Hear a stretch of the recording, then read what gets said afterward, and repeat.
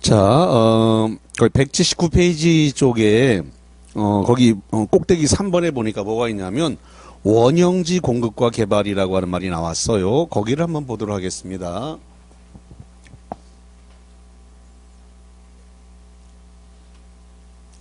지금 거기서 나오고 있는 원형지라고 하는 말은, 사업 시행자가 개발을 하지 않은 땅. 그러니까 여기가 이제 예를 들어서 도시개발 구역인데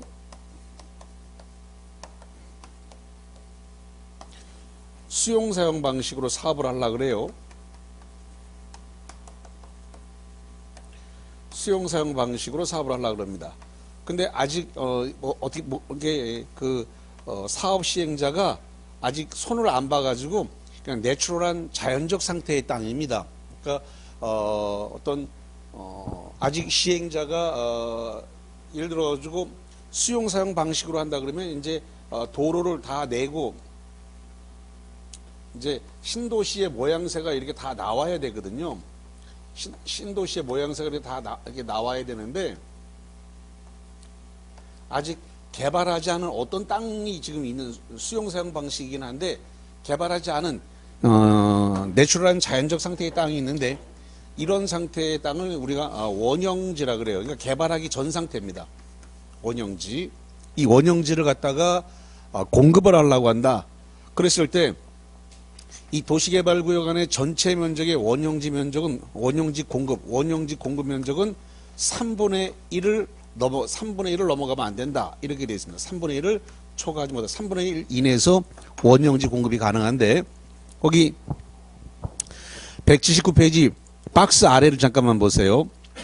179페이지 박스 밑에 보니까 원형지 면적은 공급될 수 있는 원형지 면적은 도시개발구역 전체 면적 중에서 얼마로 되어 있나요? 3분의 1 여기 3분의 1을 초과할 수 없으니까 3분의 1 이내에서만 원형지를 공급할 수가 있다라는 거죠.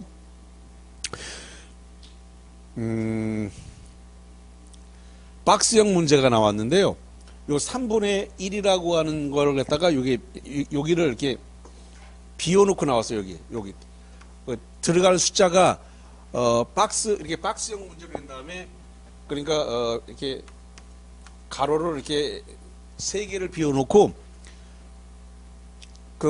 여기 이제 예를 들어서 기역, 니은, 디귿. 그래서 기역, 니은, 디귿에 들어갈 숫자로 올바르게 나열된 걸 고르시오라고 해서 이렇게 박스형 문제로 출제를 했었어요. 이렇게 박스형 문제로. 근데 여기 원형지 공급할 수 있는 것은 전체 도시개발구역 면적의 얼마인가 해서 가로로 딱 비워놓은 거죠. 이렇게. 그랬을 때 거기가 3분의 1이 된다라는 거예요. 3분의 1. 그래서 그렇게 나왔고, 거기 그 박스는 뭐냐면은 원형지를 공급받을 수 있는 자입니다. 원형지를 공급받을 수 있는 자. 그래서 거기 박스를 보니까 국가지자체가 원형지를 당연히 공급받을 수 있는 거고, 두 번째 공공기관, 그 공공기관이 원형지를 공급받을 수 있는 거고, 세 번째 지방공사가 원형지를 공급받을 수 있는 거고, 그 다음에 네 번째 국가지자체 대통령이 정하는 공공기관이 복합개발, 그 복합개발을 위해서 공모했다. 거기 밑줄 쳐볼게요. 복합개발을 위해서 공모해서 선정된, 공모가 뭐냐면 공개모집입니다. 공개모집에서 선정된 자. 그 다음에 원형지를 학교나 공장 부지로 직접 사용하는 자, 이런 자들이 원형지를 공급받을 수 있다. 이런 이야기고, 그 박스로부터 위로 3줄 올라가면 지정권자에게 승인을 받으란 말이 있어요. 그래서 시행자는 도시를 자연 친화적으로 개발하거나 복합적 입체적 개발하기 위해서 지정권자에게 승인을 받는. 그래서 이 원형지를 갖다가 원형지를 공급하려 그러면은 원형지 공급은 지정권자에게 승인. 거기 현관에 쳐볼게요. 원형지 공급은 지정권자에게 승인이 필요하다라고 하는 거. 자, 그 다음에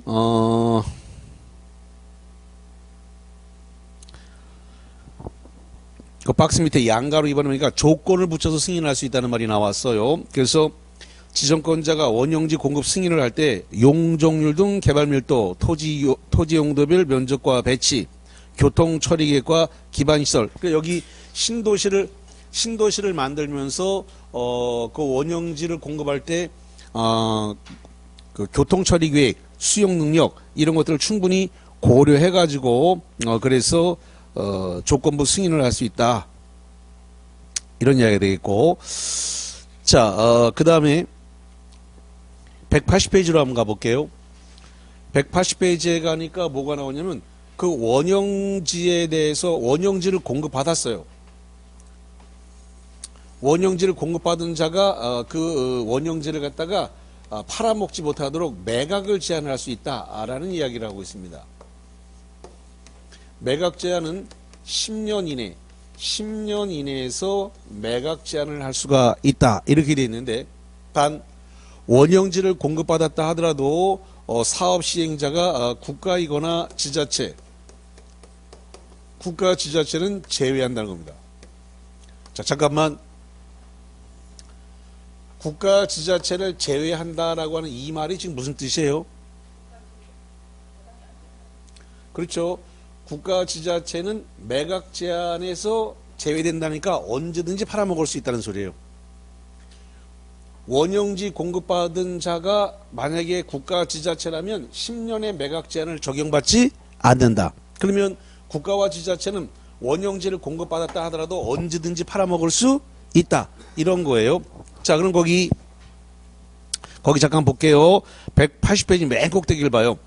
원형지 개발자, 국가와 지자체를 뭐 한다고 써놨나요? 제외. 그걸 현금 배치는데 국가와 지자체는 제외된다. 10년 범위 내에서 원형지에 대한 공사 완료 공고일로부터 동그라미 5년.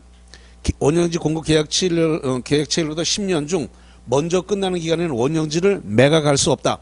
근데 5년, 10년 안에서 매각할 수 없는데 누구는 제외된다고 됐다고요?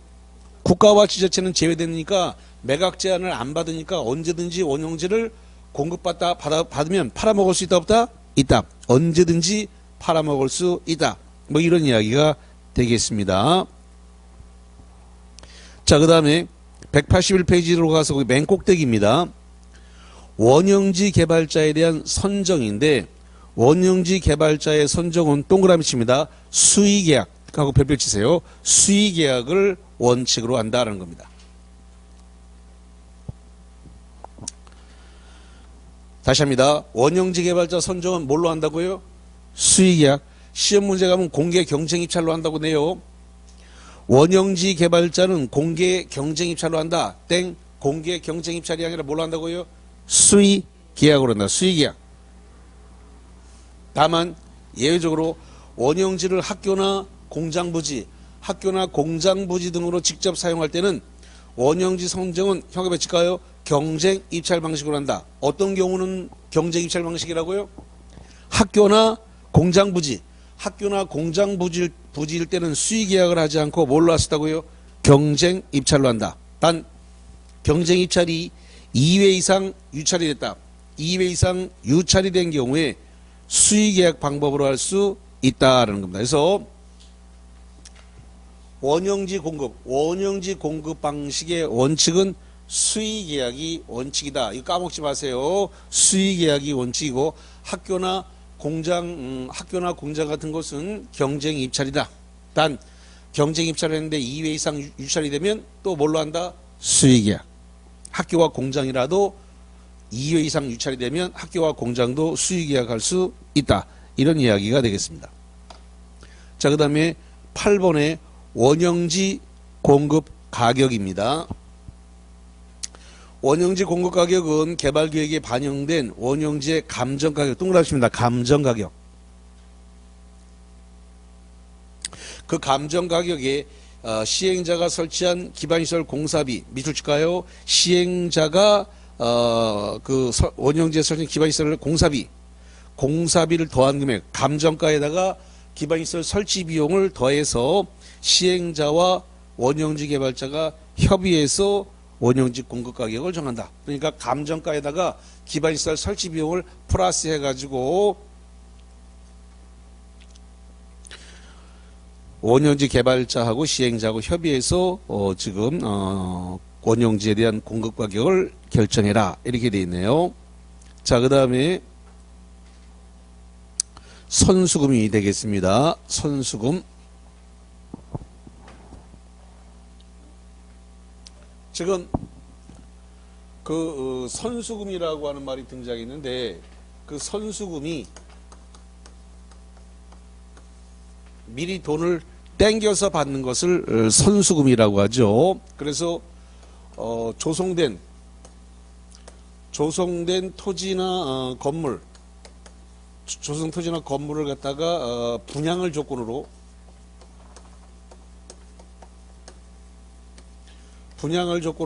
미리 이제 받는 미리 받는 금액을 선수금이라고 이야기를 합니다. 단 이 선수금을 받기 위해서는 지정권자의 승인이 필요해요. 시행자가 선수금을 받을 수 있겠죠. 선수금을 받는다 하더라도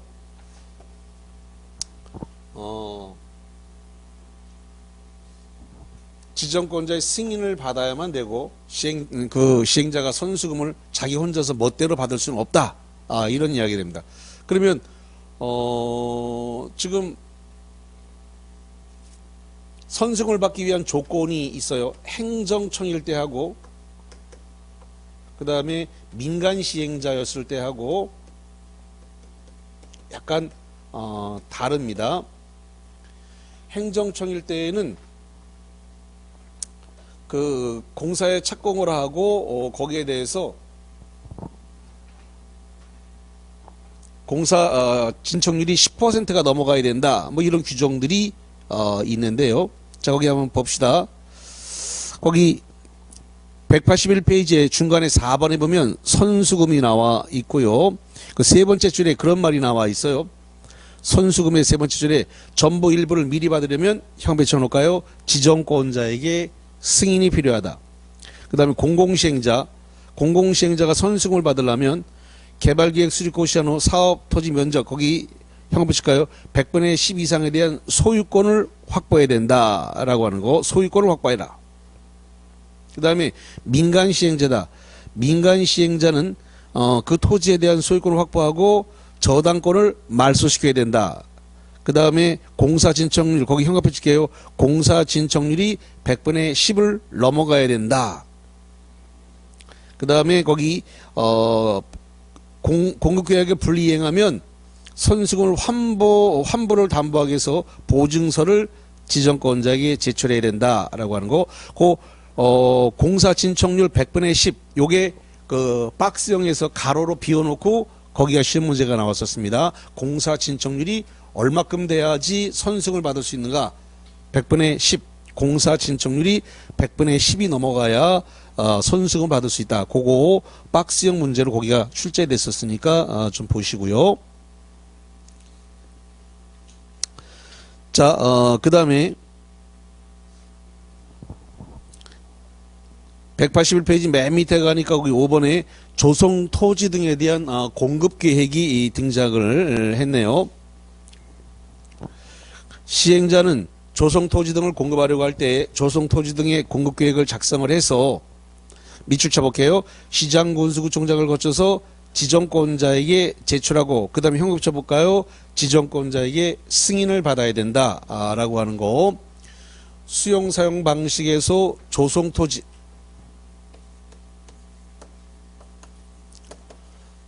토지의 공급 계획, 조성 토지에 대한 공급 계획을 이거를 시행자가 작성을 해서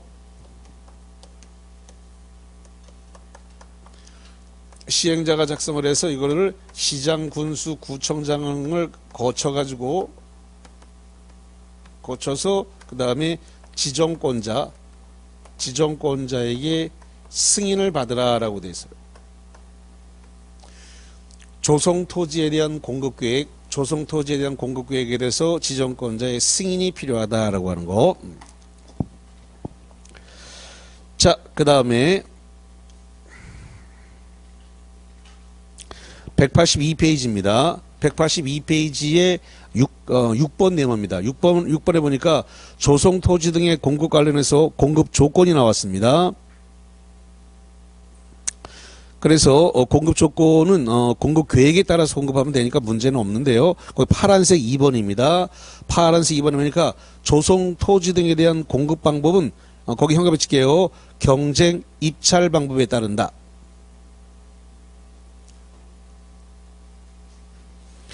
거기 중간에 파란색 2번을 얘기하는 거예요. 중간에 파란색 2번. 파란색 2번에 조성 토지 등에 대한 공급 방법은 경쟁 입찰 방법에 따른다. 자, 이제 헷갈릴 이야기 할 테니까 잘 들어보세요. 자, 7번 보세요. 이제 헷갈릴 이야기 할 거니까. 원형지 공급은 무슨 방식으로 공급한다 그랬어요? 아니죠. 수의계약 한다 그랬어요. 수의계약. 원형지, 그러니까 헷갈리니까 잘 들으라 그랬다고요. 헷갈리니까. 원형지 공급은 뭘로 한다고요? 수의계약. 수의계약 방식으로 해서 수의계약으로 공급하는 걸 원칙으로 해요. 근데 여기 조성토지에 대한 공급 방법은 뭘로 하는 게 원칙이라고요? 경쟁 입찰 방식으로 한다고요. 경쟁 입찰 방식. 그러니까 헷갈리니까 굉장히 조심하셔야 된다고. 다시 수용 사용 방식에서 원형지 공급은 뭘로 어떤 방식으로 공급한다고요? 수의계약을 원칙으로 하고 예외가 경쟁 입찰이에요. 근데 조성 토지에 대한 공급 계획은 뭐가 원칙이라고요? 경쟁 입찰 방식이 원칙이에요. 이게 이제 구분이 안 되면 이제 미쳐버리는 거야. 막 혼란스러워 가지고. 그래서 원형지 공급하고, 원형지는 지금 시행자가 아직 손을 안 댄 내추럴한 자연적 상태의 땅이에요. 자연춘화적으로 개발할 거기 때문에 이거 지금 원형지 상태는 아직 시행자가 손대지 않은 천연 상태의 땅이에요. 이런 것은 수의계약으로 공급한다. 수의계약. 근데 조성토지 공급은 경쟁입찰 방식으로 한다. 경쟁입찰 방식. 헷갈리니까 아주 주의하셔야 돼요. 그래서 원칙이 경쟁입찰이다. 그런데 거기 박스에 예외 추첨 방식으로 한다. 그 추첨에다 동그라미하고 별표 치세요. 추첨. 이것도 자주 나오는데 왜 자주 나올까? 기가 막히게 그게 4개네. 그러니까 시험 문제 내기가 너무 좋아. 답이 딱 떨어지거든. 오지선다니까 하나만 집어넣으면 시험 문제가 완성된단 말이에요. 그래서 그런지 이 추천 방식을 잘 내요. 답이 딱 떨어지니까. 그래서 경쟁 입찰이 원칙이지만 예외적으로 추천 방식으로 할 수 있는 거 4개. 그래서 국민주택 규모. 자, 국민주택 규모가 뭐죠? 아니지. 국민주택 규모라는 것은 주거 전용 면적 85제곱미터 이하. 다시 합니다. 국민주택 규모 이하라고 하는 말은 무슨 뜻이다? 주거 전용 면적 85제곱미터 이하를 말하게 돼요. 85제곱미터 이하의 주택건설용지 임대주택 포함해서. 그 다음에 두 번째 공공택지입니다. 공공택지. 잠깐, 공공택지는 누가 개발한 거예요? 국가, 지자체, 공공기관, 공공단체가 개발을 한 공동주택건설용지, 공동주택건설용지를 공공택지라 그래요. 국가와 지자체와 공공기관, 공공단체가 주성하는 공동주택. 공동주택이 뭐예요? 아파트 연립 다세대잖아요. 그중에서 특히 아파트 건설주택용지가 되겠죠. 이걸 공동주택용지인데 그 공동주택용지를 공공택지라 그래요. 뭐라 한다고요? 공공택지. 그럼 그 공공택지는 뭘로 한다고요? 추첨 방식으로 한다. 무슨 방식이라고요? 추첨 방식.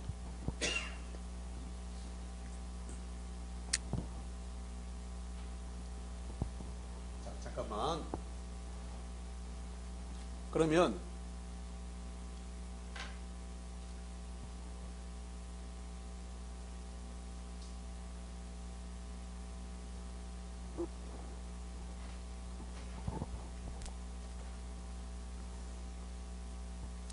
지금 여기를 갖다가 이렇게 수용 방식으로 사업을 해가지고 지금 이렇게 신도시가 나왔어요. 이렇게.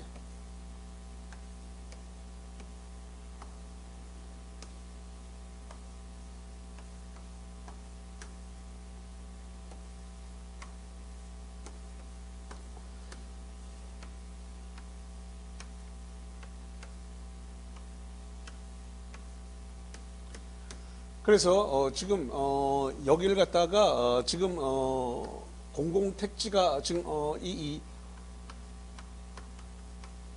공공단체가 지금 그 개발을 했습니다. 그래서 국가라든가 지자체라든가 공공기관, 공공단체가 공동주택 용지로 개발한 공공택지가 나왔어요. 그러면 여기다가 지금 현재 아파트 지을 수 있어요. 여기도 짓고 여기도 짓고 여기도 짓고 여기도 지을 수 있습니다. 그랬을 때 이거 이 땅을 분양을 받아가야 되는데 이거 분양을 누가 받아갈 거냐 그랬더니 추천 방식으로 받아갈 수 있다 이거예요. 추천 방식으로.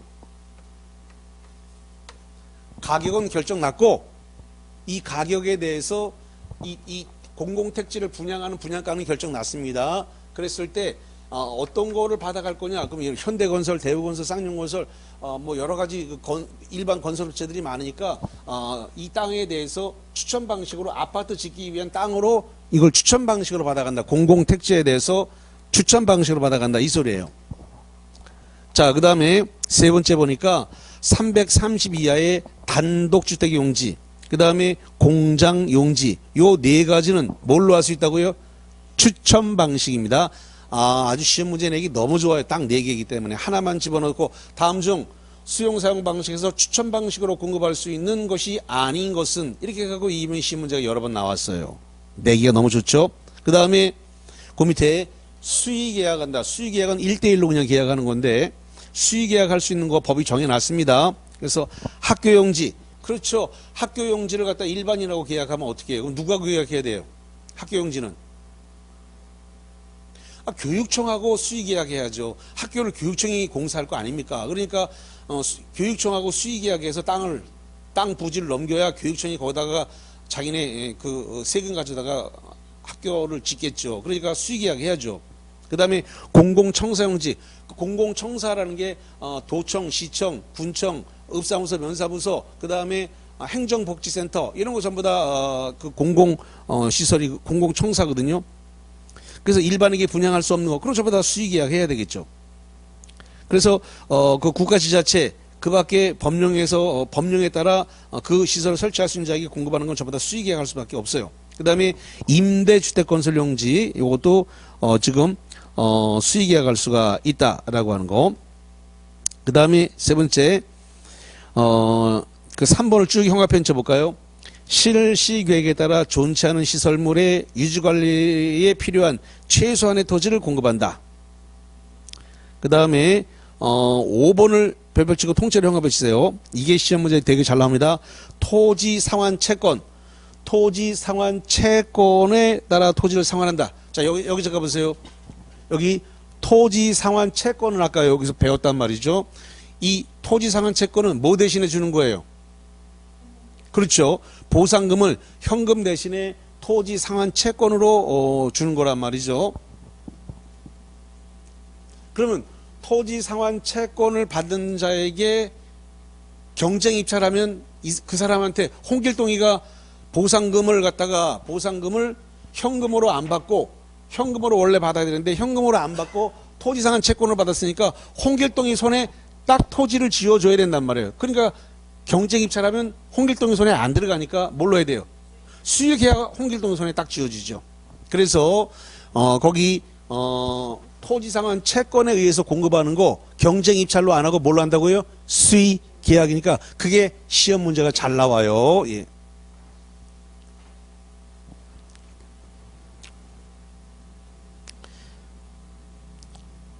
됐습니다. 뭐 그 정도 보도록 하고요. 자, 그 다음에 183페이지 오른쪽으로 가니까 조성토지 등에 대한 가격이 나왔는데 조성토지 등의 가격은 감정가격으로 한다. 동그라미 칩니다. 감정가격으로 한다. 자, 감정가격은 어떻게 정해질까요?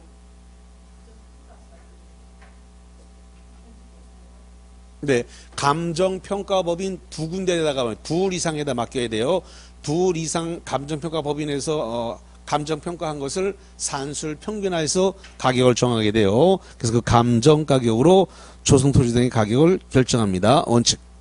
그런데 예외적으로 감정가격 이하로 공급할 수가 있습니다. 예외적으로 감정가격 이하로 한다. 거기 박스에 있는 게 감정가격 이하로 공급할 수가 있어요. 그래서 보니까 공공청사니까 뭐 도청, 시청, 군청, 읍사무소, 면사무소, 그다음에 행정복지센터, 그다음에 보건소라든가 뭐 이런 거 들어올 자리는 감정가격 이하로 공급이 가능하다라는 겁니다.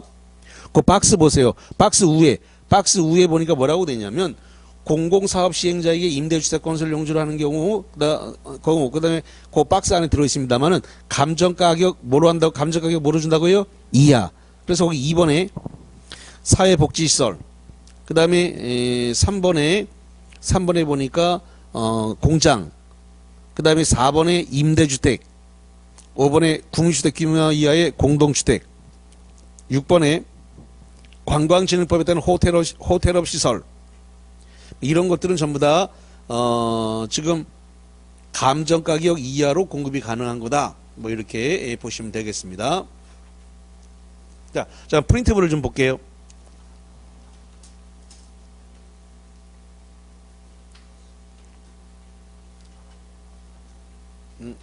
다 했나?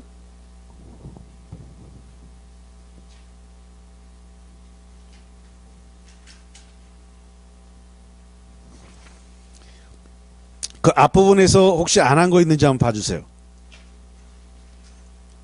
제 건 여기가 백지라서 뭐 혹시 빼먹은 거 있는지 안 보여요. 제 건 여기 백지라서. 응? 4번? 4번 안 했구나. 4번은 강의를 안 했습니다. 강의를. 그래서 그건 4번 거로 넘어갈게요. 지금 하기에는 조금 그래요. 3, 4월 달에 하겠습니다. 그 4번은. 예. 그 다음 프린트물. 그 다음 거는 17번부터인데 17번부터 22번까지는 환지 방식입니다. 자, 그러면 교재 184페이지를 한번 볼게요.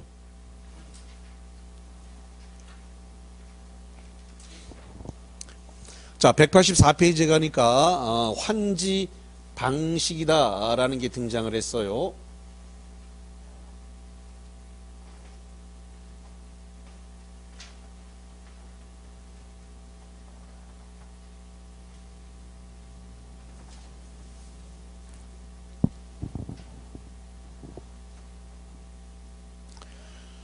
도시개발 사업을 갖다가 수용 방식이나 환지 방식이나 이걸 섞어치기 하는 혼용 방식이나 뭐 이런 것으로 하는데 수용 방식은 대규모 사업을 위해서 대규모로 이제 이 신도시가 필요할 때 수용 방식으로 하는 반면에 환지 방식은 주로 민간 시행자에게 맡겨서 할 때 환지 방식으로 한단 말이에요. 왜냐하면 빌려서 해야 되니까. 자, 여기 잠깐 볼게요. 그러면 이 도시개발 구역을 지정하려고 그러는데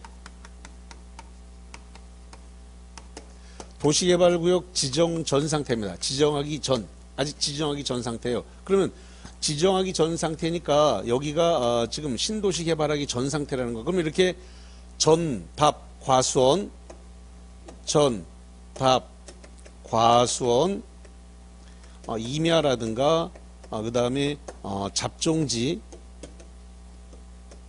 기타 등등등 이런 것으로 이렇게 이루어져 있어요. 그러니까 주로 농사 짓는 땅이니까 아직은 여기다가 건물을 지을 수 없는 땅이죠. 그래서 여기를 갖다가 지금 빌려가지고 환지 방식으로 사업을 하려고 그래요.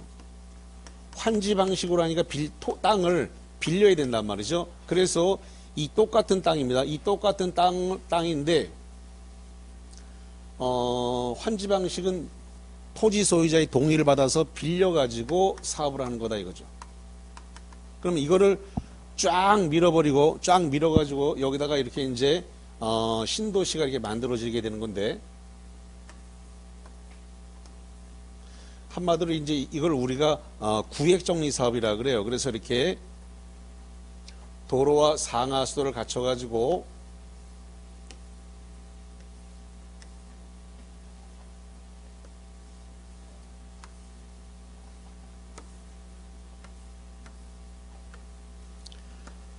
건물 지을 수 있는 땅으로 만들었습니다. 그러면 이 전답과 섬이나 잡종지 등등등 미개발지 땅을 갖다가 건물 지을 수 있는 대지로 조성을 한 겁니다. 대지로 조성을 해가지고 다시 돌려주는 거죠. 그래서 만약에 지금 예를 들어가지고 어떤 사람이 여기에 이렇게 땅을 갖고 있었다. 근데 그게 전답 과선임이나 잡종지 중에 하나다. 그럼 도시개발 사업이 끝나가지고 여기를 이렇게 돌려받았어요. 이렇게. 근데 돌려받은 땅은 대지니까 건물을 지을 수 있는 상태로 돌려받았다. 그러니까 미개발지 땅, 농사 짓는 땅을 지금 환지 방식으로 도시개발 사업을 한다고 해서 시행자에게 빌려줬습니다. 그러면 이때 환지 방식으로 하려면 동의를 받아야 되죠. 얼마큼 받아야 돼요? 환지 방식으로 하려고 그러면 얼마큼 동의 받아야 돼요? 면적이 얼마? 면적의 3분의 2입니다. 면적의 3분의 2 이상의 토지 소유자의 동의와 그 다음에 토지 소유자 총수 얼마의 동의 받아요? 2분의 1 이상의 동의를 받아야 됩니다.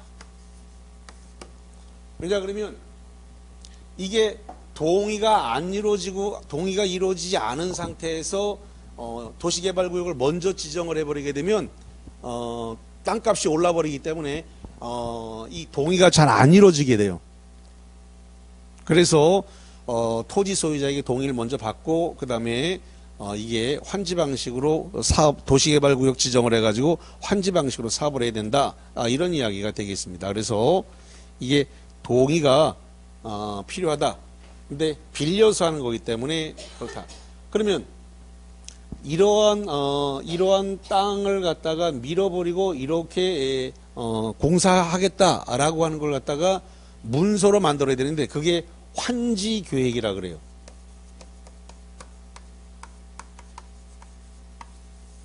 그럼 이런 땅을 이렇게 만들겠다라고 하는 것을 도면입니다. 도면 위에다가 이렇게 작성을 하게 됩니다. 이 땅 가져다가 밀어버리고 이렇게 신도시를 만들겠다라고 하는 도면 위에다가 작성을 하는데 이렇게 작성하는 거를 환지계획 작성이라 그러는데 시행자가 이 환지계획을 작성하게 돼 있어요. 자, 그럼 거기 한번 봐요. 184페이지에 그 1번입니다. 환지계획의 작성이란 말이 나왔죠. 시행자는 동그라미 칩니다. 시행자가 주어예요. 시행자는 도시개발 사업을 전부든 일부든 환지 방식으로 즉 빌려서 시행하려면 다음 각호 그 박스죠. 다음 각호 사항이 포함된 형용편 환지 계획을 작성하여야 한다. 두 번째 줄입니다. 환지 계획을 작성해야 한다. 이게 시험 문제가 나면 환지 계획을 작성할 수 있다. 할 수 있다 그러면 틀려버려요. 그러면 빌려온 땅을 안 돌려준다는 말이기 때문에 안 됩니다. 빌려온 땅을 돌려줘야 되니까 환지 계획을 작성할 수 있다가 아니라 작성 뭐라고요? 하여야 한다. must인데 시험장 가면 그 지문이 잘 안 보여요. 그게 환지 계획을 작성할 수 있다. 틀렸는데 눈에 잘 안 들어옵니다. 평상시에 빌려간 땅은 돌려줘야 된다. 의무다. 이렇게 꼭 기억을 하셔야 됩니다. 자, 그 다음에 환지계획 작성에 따른 환지계획의 기준, 그 밑줄 쳐볼까요? 환지계획 기준, 보류제 책정 기준, 이러한 필요한 사항은 형합해 볼게요. 국토교통부령으로 정한다. 자, 잠깐만. 무슨 기준, 기준 이런 말이 나오면 누가 정한다 그랬어요? 국토장이 정한다 그랬죠. 그런데 여기 국토장이라고 안 돼 있고 뭐라고 돼 있어요? 국토교통부령 시행 규칙이라고 돼 있단 말이에요. 뭐라 했다고요? 시행 규칙. 국토교통부령 시행 규칙으로 정한다라고 돼 있어요. 장관이 아니라 부령으로 정한다. 시행 규칙으로 정한다. 원래 공법에서 무슨 기준, 책정 기준, 작성 기준 이런 말이 나오면 장관이 정한다. 국토장이 정한다. 그런데 예외가 3개 있다 그랬어요. 그래서 국토법에 하나, 도시개발법에 하나, 정무법에 하나, 한 개씩 있어요. 그 도시개발법에 한 개밖에 없는 예외가 여기서 나왔네 지금. 거기 환지계획의 기준, 보류지 책정 기준 장관이 정한다가 아니라 누구 뭘로 정한다고요? 국토교통부 령으로 정한다. 하나밖에 없는 예외에 잘 보셔야 되고, 그 다음에 1번에 환지 설계. 7번 잠깐 보세요. 도면 위에다가 요렇게 그리는 것을 요거를 환지 설계라 그래요. 요게 환지 계획 안에 이 환지 설계가 당연히 들어가야 되는 거죠. 환지 설계. 도면에 그리는. 그 다음에 필지별로 된 환지 명세. 그 다음에 미술처분계에서 3번에 필지별과 권리별로 된 청산 대상 토지 명세. 그 다음에 채비지 또는 보류지 명세. 자, 채비지라고 하는 것이 나왔는데 여기 보시면 지금 사업 시행자가 땅만 빌려왔지 돈을 빌리진 않았죠. 돈을 빌리진 않았단 말이에요. 그러면 이걸 갖다가 지금 이렇게 신도시를 만들었는데 만약에 예를 들어 가지고 요 땅이 지금 빌리기 전에 700제곱미터였다 가정을 해볼게요. 그러면 공사가 끝나고 난 다음에 700제곱미터를 돌려주지는 않는다는 겁니다. 왜냐? 여기 공공시설로 없어졌다. 공공시설 중에 대표적인 게 뭐예요? 도로잖아요. 그래서 공공시설로 없어지는 거, 그 다음에 공원. 여기 지금 여기 안 그려놨습니다만 이 섹터 요 섹터 안에 분명히 하나는 분명히 이 공원이 들어와야 됩니다. 여기가 지금 하나, 둘, 셋, 네 개의 블록 중에서 한 블록당 조그맣게 공원 하나씩은 다 만들어야 돼요. 큰 거 필요 없어요. 조그맣게 한 25인, 30인 정도가 쉴 수 있는 공원은 하나씩 다 들어와야 돼요. 그래서 어디에 들어올지 모르지만 공원이 하나씩은 다 들어와야 된다라고 하는 겁니다. 그러면 공원으로 없어지는 거, 그 다음에 관공서, 그게 도청, 시청, 읍사무소, 면사무소, 행정복지센터, 보건소 어떤 게 들어올지 모르고, 그 다음에 파출소도 들어와야 되죠. 그래서 지구대 같은 거 들어와야 되니까 그거 다 공공청사니까 그거 들어올 자리 다 마련해야 됩니다.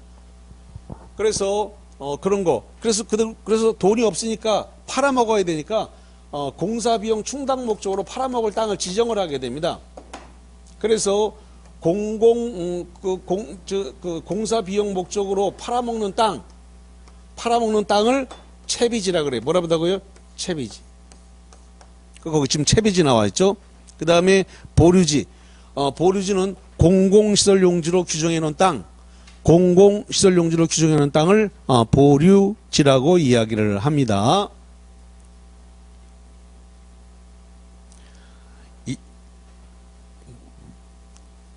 이거 다음 주에 말씀드리겠습니다만은, 지금 원래 땅이 700제곱미터였다라고 했을 때 사업이 끝났을 때 750을 다 주진 않아요. 그럼 방금 전에 뭘로 없어져서 땅이? 채비지 보류지로 없어졌잖아요. 채비지 보류지로 없어진 땅을 뭐라 그러냐면 감보율이라 그래요. 무슨 율이라고요? 감보율. 이걸 다른 말로 해서 토지 부담률이라 그래요. 그러면 감보율, 토지 부담률로 공제를 해야 되는데 대략 50%를 공제하게 됩니다. 50%. 그러면 여기 700제곱미터 중에서 50% 공제하면 얼마 돌려받게 되는 거예요? 350이지, 350. 750제곱미터에 50%를 공제하면 350제곱미터를 돌려받는다 이 말이죠. 이렇게. 그러면 이 땅 소유자가 홍길동이라고 했을 때 이 홍길동이는 손해가 났나요, 안 났나요?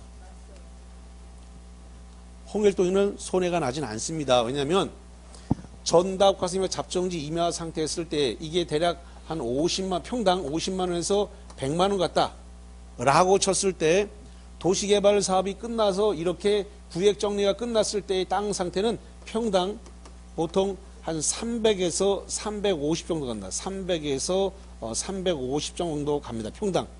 그러니까 절반만 돌려주더라도 손해가 나지 않는다 이 말입니다. 그러니까 빌려주겠죠. 손해가, 자본주의 국가에서 손해가 나는데 빌려줄 리가 없잖아요. 이것도 공사하려고 그러면 2, 3년 걸리는데 2, 3년 동안 농사도 못 짓고 아무것도 못 하는데 재산권 행사에 제한을 받음에도 불구하고 왜 빌려줬냐? 손해가 안 나니까 빌려주죠. 손해가 안 나니까. 그리고 그 땅값도 많이 올라 있는 상태에서 건물 짓게 되면 돈이 또 오른단 말이에요. 거기다 건물 짓게 되면. 그러니까 빌려줬다는 소리죠. 그래서 거기 채부지 보르지 명세 5번에 입채환지 5번에 입채환지란 말이 나오는데 그 입채환지가 뭐냐 그러면 토지를 빌려줬단 말이죠. 근데 토지 대신에 건축물로 공급하는 것을 입채환지라고 불러요. 자, 다시 합니다. 토지 대신에 건축물로 공급하는 거 뭐라 부른다고요? 입채환지. 입채환지예요.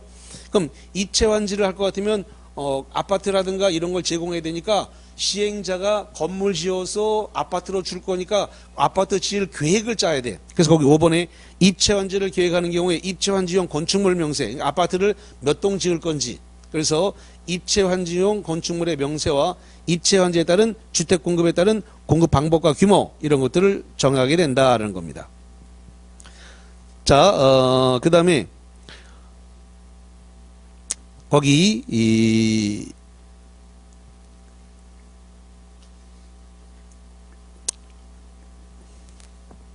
환지 계획을 작성을 한다라고 했을 때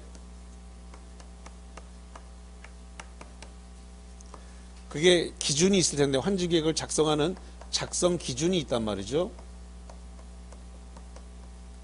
그러면 거기 뭐가 나오냐면 위지면의 토지는 다 내 거야 이렇게 되는 건데 여기 내 이름 다 들었네. 요거는 뭐냐 그러면 위치라든가 그 다음에 지목 그 다음에 이게 면적 이런 것들이에요. 자, 거기 어디를 좀 보시냐 그러면 185페이지 맨 꼭대기를 봅니다. 185페이지에 환지계획을 작성할 때 환지계획은 종전 토지와 환지에 대한 위치 동그라미, 지목 동그라미, 면적 그거 끊어보세요. 그럼 거기 뭐가 나오냐면 위지면이 나왔습니다. 위지면. 그래서 그 다음에 거기 요거는 이제 이용 상황. 그러니까 요거는 수리. 요거는 환경. 그래서 위지면의 토지는 다 내 거야. 그래서 여기서 이 토는 토질입니다. 토질. 위지면의 토지는 다 내 거야. 그래서 거기 토질, 수리, 이용상황, 환경 요 7개인데 요걸 종합적으로 고려해서 합리적으로 정한다. 그래서 위치, 지목, 면적, 토질, 수리, 이용상황, 환경 이거 7가지를 종합적으로 고려해서 합리적으로 정하라. 이런 이야기가 등장을 했습니다. 자, 저쪽 거기 187페이지 쪽으로 한번 가보세요. 187페이지 맨 꼭대기 가니까 토지 부담률이라고 하는 말이 나오는데 칠판 잠깐 한번 볼까요? 이거거든요. 토지 부담률. 토지 부담률은 감보율이라는데 옛날에는 거리 재는 기구가 없었기 때문에 뭘로 쟀냐면 사람 걸음거리로 쟀어요. 그러면 1보, 2보, 3보 그래서 150보, 100보다 이런 말이 나온 건데 그러면 이 보라고 하는 말이 사람의 걸음거리예요. 사람의 걸음거리. 그러면 감이니까 사람의 걸음거리가 줄었다. 한마디로 면적이 줄었다는 소리예요. 그러면 원래 땅이었던 것이 돌려받을 때는 면적이 줄어서 온다. 왜 줄어서 오느냐?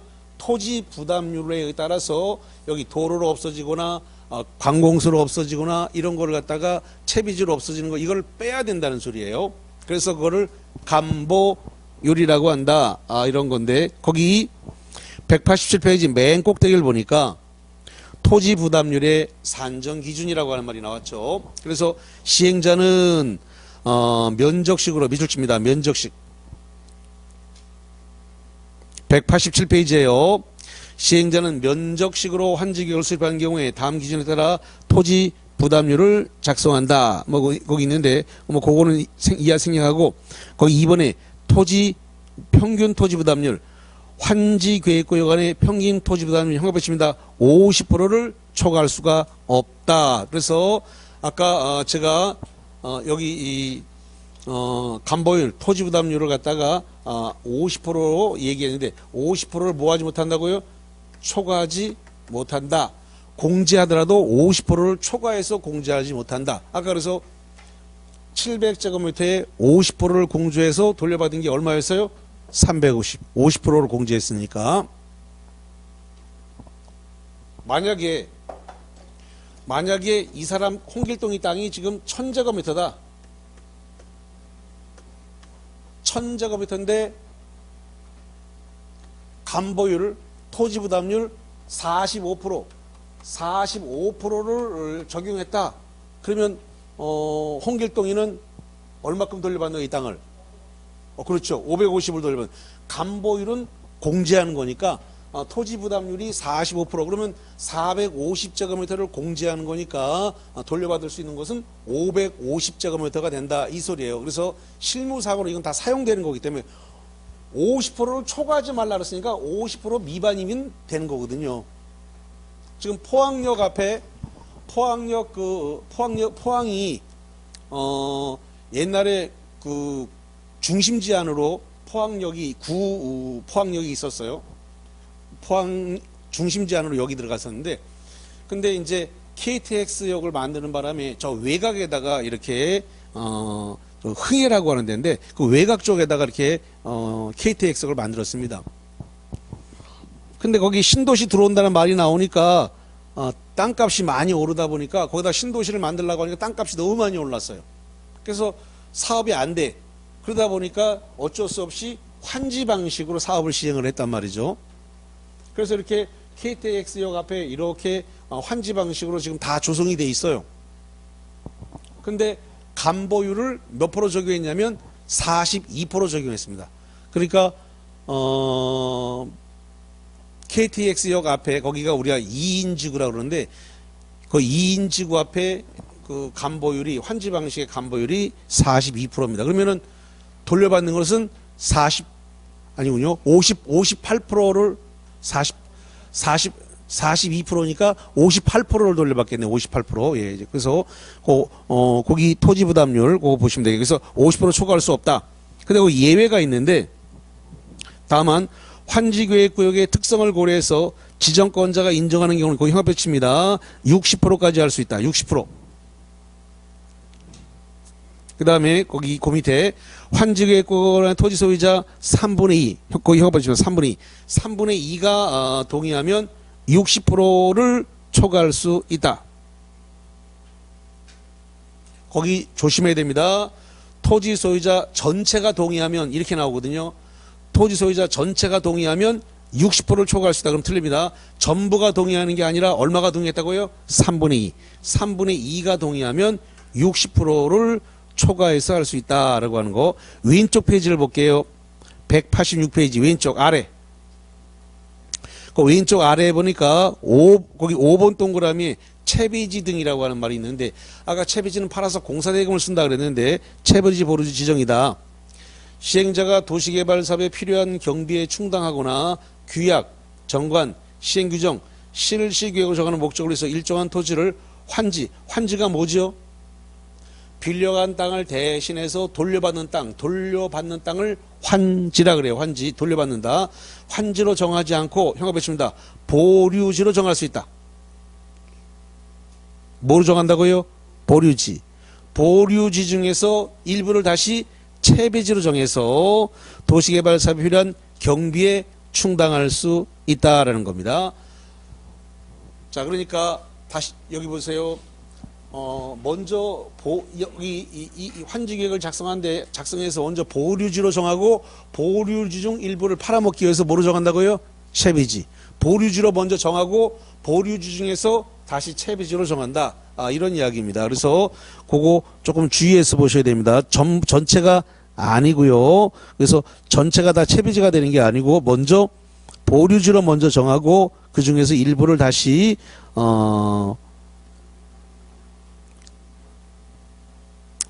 보류지로 정한 다음에 다시 채비지로 정한다. 이렇게 정리를 하겠습니다. 자, 오늘은 여기까지 하는 걸로 하고 188페이지 꼭대기에 188페이지 한번 넘겨보세요. 188페이지 꼭대기 하면 환지계획에 대한 인가가 나오는데 요거거든요. 지금 환지계획을 갖다가 시행자가 작성한 것에 대해서 이렇게 도면에다 다 그렸단 말이죠. 요거를 인가를 받아야 돼요. 근데 제가 여기다 지금 안 썼는데 인가 사항서부터는 다음 주에 볼 겁니다. 그래서 인가를 갖다가 누구한테 받을 거냐라고 하는 부분인데 거기서부터는 다음 주에 188페이지 거기서부터는 다음 주에 보도록 하겠습니다. 그리고 다음 주에 정비법 요거 끝나고 난 다음에 정비법 들어가도록 하겠습니다. 자, 여기까지 하죠. 수고하셨습니다.